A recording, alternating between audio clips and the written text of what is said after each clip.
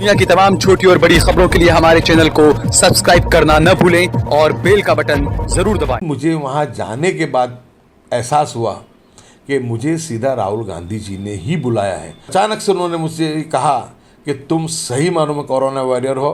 आपने जिस तरीके से गुजरात में हाई कोर्ट में लड़ाई लड़ी, जिस तरीके से गरीबों को तुमने जो प्राइवेट हॉस्पिटल में 50% बेड दिलवाए, अनाज दिलवाए, यहाँ तक कि हाई कोर्ट को कहना पड़ा कि आप हॉस्पिटल्स के अंदर जानवरों जैसा नहीं इंसानों जैसा व्यवहार करो, वो हर बारीक नज़र में उनका था और उन्होंने मुझे अभिनंदन भी उसके लिए दिए। कोरोना के मामले को लेकर के जब मुझे मुबारकबाद दी गई और मुझे कहा गया कि तुम रियल कोरोना वॉरियर हो, कि आपने इतने भयानक वक्त में अपनी जान की परवाह किए बगैर किया, तो मैं मानता हूँ कि अगर मेरे राष्ट्रीय उपाध्यक्ष राहुल गांधी जी मुझे कोरोना वॉरियर्स कहते हैं तो मैं मानता हूँ कि इससे बड़ा सम्मान और इससे बड़ा कोई होद्दा नहीं हो सकता। आप देख रहे हैं देश लाइव, देश की आवाज।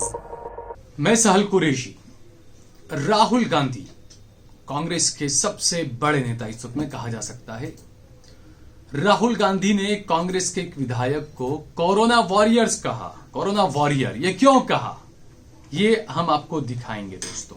कांग्रेस के विधायक हैं गुजरात में कोरोना की पहली लहर में कैसा हाल बना हुआ था, कैसा माहौल था, ये हम सभी को पता है। किस तरीके से सिविल अस्पताल में लोग मर रहे थे। कोरोना होने के बावजूद भी लोग सिविल अस्पताल में जाने से डर रहे थे, क्योंकि उन्हें डर था, क्योंकि उस वक्त का माहौल इस तरह का था, उस वक्त का आलम ऐसा था कि जो भी सिविल हॉस्पिटल में जाता था उसकी डेड बॉडी बाहर आती थी। ये लोगों में मान्यता बन गई थी, लोग इसे मानने लगे थे। ऐसे में कोई नेता, चाहे कांग्रेस का चाहे बीजेपी का, कोई नेता बाहर नहीं आया। उस वक्त कांग्रेस के अहमदाबाद के दरियापुर से विधायक गयासुद्दीन शेख, खूब इन्होंने मेहनत की, परिपत्र दिए और उसके बाद एक पत्र उन्होंने जो है वो गुजरात हाईकोर्ट के चीफ जस्टिस को भी लिखा और उसे जो है वो गुजरात हाईकोर्ट ने इस उनके परिपत्र को या उनके पत्र को जो है वो सुओ मोटो में कन्वर्ट कर दिया। और इसके अलावा एक और काम यह हुआ कि कांग्रेस के विधायक गयासुद्दीन शेख की वजह से अस्पतालों में 50% बेड भी जो है वो दिए गए लोगों को, गरीबों को।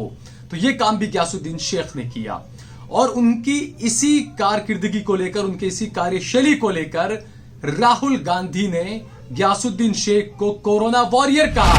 राहुल गांधी जी ने गुजरात से कुछ सीनियर लीडरों को बुलाया, अल्हम्दुलिल्लाह उसमें मेरा भी नाम था। और सभी लोग जब वहाँ पर गए, जिस तरीके से ये महामारी में लोगों को यहाँ पर अस्पतालों में बेड नहीं मिले, ऑक्सीजन नहीं मिला, रेमडेसिविर इंजेक्शन के काला बाजार हुए, यानी लोगों को 108 के लिए 40-40 घंटे इंतज़ार करना पड़ता था, वो सब बातों का जिक्र उन्होंने किया उन्होंने। इसका मतलब ये हुआ कि उनकी पूरी जो निगाह जो है वो गुजरात की हर होने वाली गतिविधि पे है। आज हमारे राष्ट्रीय के उपाध्यक्ष राहुल गांधी जी, जब मुझे वहाँ बुलाया गया तो जब मुझे पता ये चला कि शायद किसी ने गुजरात से नाम दिया होगा, फिर मुझे ऐसा लगा कि शायद AIC ऑब्जर्वर ने नाम दिया होगा, लेकिन मुझे वहाँ जाने के बाद एहसास हुआ कि मुझे सीधा राहुल गांधी जी ने ही बुलाया है। और जिस वक्त में जब कोरोना की बात निकली तो अचानक से उन्होंने मुझसे कहा कि तुम सही मानों में कोरोना वॉरियर हो। आपने जिस तरीके से गुजरात में हाई कोर्ट में लड़ाई लड़ी, जिस तरीके से गरीबों को तुमने जो प्राइवेट हॉस्पिटल में 50% बेड दिलवाए, अनाज दिलवाए, यहाँ तक कि हाई कोर्ट को कहना पड़ा कि आप हॉस्पिटल्स के अंदर जानवरों जैसा नहीं इंसानों जैसा व्यवहार करो, वो हर बारीक नज़र में उनका था और उन्होंने मुझे अभिनंदन भी उसके लिए दिए। और मुझे उस वक्त पे ये एहसास हुआ। और सल भाई, आप भी जानते हैं कि आपने भी मुझसे 6 महीने पहले एक मरतबा दिल्ली से आपने फ़ोन किया था कि पार्टी के अंदर आपकी इमेज कुछ अच्छी है और कुछ तुम्हारे बारे में अच्छी बात वहाँ पर होती है। उस वक्त मैंने आपसे ये भी कहा था कि साल भाई मेरी मजाक मत करो।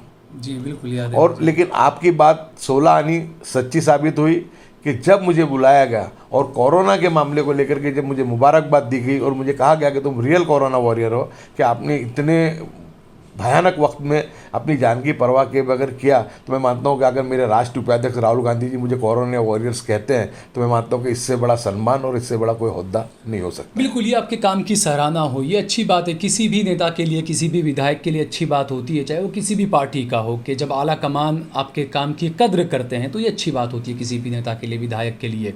जिस तरीके से गुजरात हाई कोर्ट ने आपकी जो एक आपने पत्र लिखा था उस पर सो मोटो लिया और ये तमाम फैसले सुना है कोरोना के वक्त में, लेकिन ग्यासू भाई कुछ लोग हैं ऐसे अहमदाबाद में जो कहते हैं कि ग्यासुद्दीन शेख तो जो है वो आवेदन पत्र मंत्री बन जाने चाहिए, तो इसको लेकर भी देखो, ये कुछ जो लोग हैं जो मानसिक विकृत हैं और ये आज से नहीं पिछले 10 साल से मेरे पीछे यानी वो अपप्रचार में लगे रहते हैं।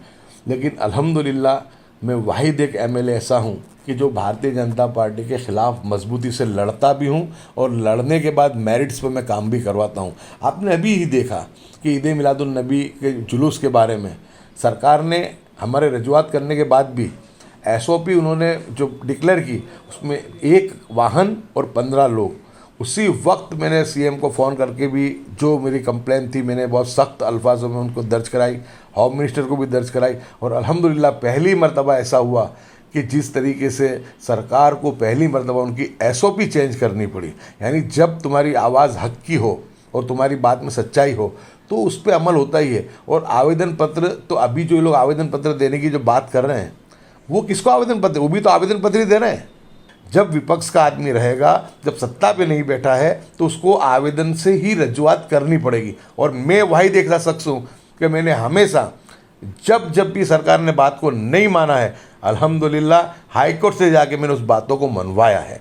जैसे प्री मैट्रिक स्कॉलरशिप का मामला था, उसके मामले में भी हमारे सीनियर कांग्रेस के लीडर जो थे वो हाईकोर्ट गए थे, मैं भी उसके पीछे गया था। ड्रग्स का मामला था जहाँ पे जो एमडी ड्रग्स जितनी बड़ी जो आज इतनी बड़ी उस पर चर्चा चल रही है, उसको जब आदमी सुबह पकड़ा जाता था दोपहर में तो उसका जामीन हो जाता था। बिल्कुल उसको मेरे नारकोटिक्स एक्ट में डलवाया। पहली मर्तबा पकड़ा जाएगा तो 20 साल की सज़ा, दूसरी मर्तबा पकड़ा जाएगा तो उसको फांसी की सज़ा। वात्सल्य योजना सब दुनिया जानती है कि वात्सल्य योजना अल्हम्दुलिल्लाह मैंने बनवाई। आयुष्मान का जो आइडिया आप देख लो मेरी एफबी उठा करके, 30 मार्च 2017 उस वक्त में मेरे जो रजूआत देखी वो अल्हम्दुलिल्लाह, क्योंकि जब वो उस बातों को भी सरकार को मानना पड़ा।